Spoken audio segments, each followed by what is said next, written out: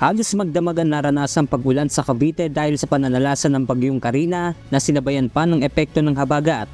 Sa Trece Martires City, nagtulong-tulong ang mga tauhan ng Trece Martires City Disaster Risk Reduction and Management Office o CDRRMO at Barangay Aguado Bantay Bayan upang masagip ang isang residente na na-stuck sa gumuhong riprap sa Barangay Aguado, Trece Martires City. Matapos na masagip ay nagsagawa naman ng assessment ang mga otoridad habang nilapatan na rin ang paunang lunas ang biktima.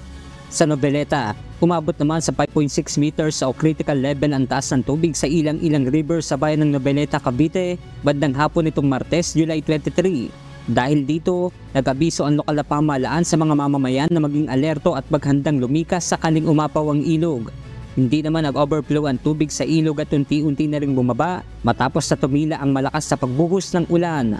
Gumamit naman ng bangka ang Kawit MDRRMO upang ilikas ang nasa 4 na pamilya dahil sa pagbaha. Dahil naman sa malakas na hangin, nabuwal ang ilang puno sa Tagaytay City, Trece Martires City at Silang Cavite, kung kaya't nagkaroon ng pansamantalang pagkaantala sa biyahe ng mga motorista. Kaagad ding nagsagawa ng clearing operation ng mga otoridad upang madaanan ang mga kalsada. Sa Bacoor City, hindi naman ganoong tumaas ang tubig baha kung kaya't nadaraanan pa rin ito ng mga motorista. Samantala, idineklara ni Cavite Governor John Vic Remulla na walang pasok sa lahat ng antas ng pampubliko at pribadong paaralan sa lalawigan ngayong araw, July 24.